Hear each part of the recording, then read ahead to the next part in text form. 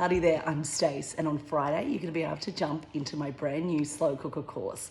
All new recipes, you're going to love it. And I want you to make something now that's going to make the course even better.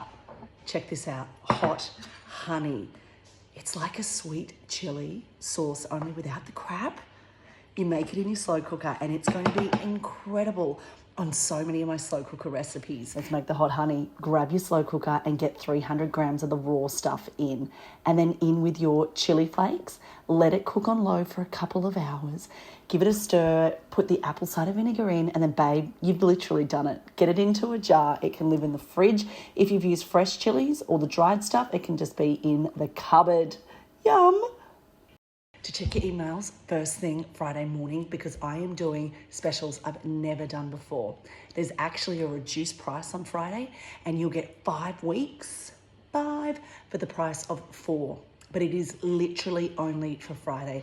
So whack the time in your diary, make this hot honey now in prep for it, and get so excited because I cannot wait to give you everything you need to have the most wholesome, healthy and easy winter meals thanks to your slow cooker. See you on Friday, darling.